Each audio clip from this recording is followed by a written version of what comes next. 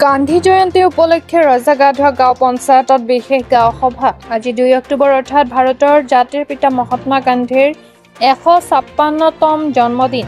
তাৰে লগত সংগতি ৰাখি মৰিগাঁও জিলাৰ ভোৰাগাঁও খণ্ড উন্নয়ন বিষয়া কাৰ্যালয়ৰ অধীনস্থ ৰজাগাধোৱা গাঁও পঞ্চায়ত কাৰ্যালয়ত আজি দিনৰ 11 বজাত এক বিশেষ গাঁও সভা অনুষ্ঠিত হয়। সভাটি সঞ্চালনা কৰে গাঁও পঞ্চায়তৰ সভানেত্ৰী খালিদা জিয়াই। মূল সভা আৰম্ভণিৰ পূৰ্বে জাতিৰ পিতা মহাত্মা গান্ধীৰ প্ৰতিচ্ছবিত পুষ্পাঞ্জলি অৰ্পণ কৰা হয়। উদ্দেশ্য ব্যাখ্যা কৰে পঞ্চায়তৰ ভাৰপ্ৰাপ্ত সচিব আইনুল হকে। সভাত পঞ্চায়তৰ উপ সভানেত্ৰী মাৰুফা আহমেদ, ৰজাগাধোৱা জিলা পৰিষদ সদস্য সাবিকুন নাহাৰ, জীৱিকা সখীৰ আসমিনা আক্তাৰাই পঞ্চায়তৰ 10টা ৱাৰ্ডৰ বিভিন্ন সমস্যা সমাধানৰ বাবে এটা স্মাৰক লিপি সভানেত্ৰীৰ হাতত অৰ্পণ কৰে। চাৱাহক এই বিষয়ে আমাৰ এক বিশেষ প্ৰতিবেদন। লাহৰীঘাটৰ পৰা খাইৰুল ইছলামৰ ৰিপৰ্ট।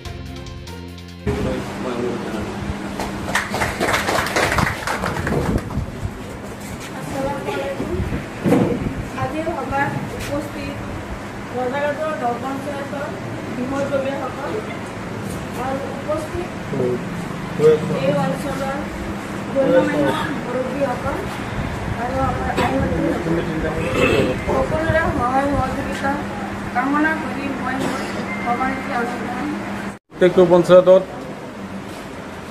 একোখনকৈ গাঁও সভা অনুষ্ঠিত হয় আৰু সেই গাঁও সভাত নিজৰ গাঁও পঞ্চায়তত যিকোনো অভাৱ অভিযোগ থাকে সেই অভাৱ অভিযোগখিনি দাখিল কৰিব লাগে।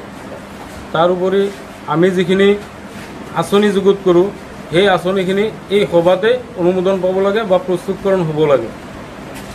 আৰু সেই উদ্দেশ্যৰে মেইন উদ্দেশ্য হৈছে যে আপোনালোকৰ পৰা যিখিনি আঁচনি আমি গ্ৰহণ কৰিম আৰু সেই আঁচনিখিনি আমি 5 বছৰৰ কাৰণে লিপিবদ্ধ কৰি সেইখিনি অনুমোদন দিয়াৰ চেষ্টা কৰাটোৱে আজি সভাৰ মূল উদ্দেশ্য। 103টা, বৃদ্ধ পেঞ্চন 105টা, বিধৱা পেঞ্চন 92টা, শাৰীৰিক অক্ষমতাৰ পেঞ্চন 28টা, স্বচ্ছ ভাৰত অভিযান 980টা, স্বাস্থ্য কাৰ্ড 520টা, ৰেচন কাৰ্ড 294টা, উজ্জ্বলা 360টা, সৌভাগ্য 186টা, প্ৰধানমন্ত্ৰী সুৰক্ষা বীমা যোজনা 468টা, প্ৰধানমন্ত্ৰী জীৱন জ্যোতি বীমা আঁচনি 640টা, প্ৰধানমন্ত্ৰী আৱাস যোজনা। যিখন সাধাৰণ গাঁও সভা অনুষ্ঠিত হয় সেই সভাখন আমি প্ৰথম পাইছোঁ।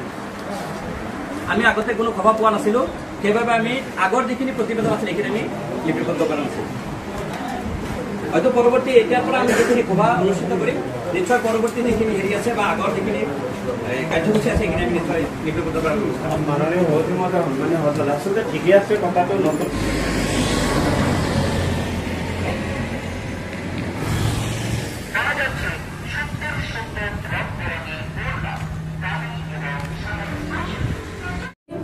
অক্টোবৰ 2025 তাৰিখে মহামানৱ মহাত্মা গান্ধী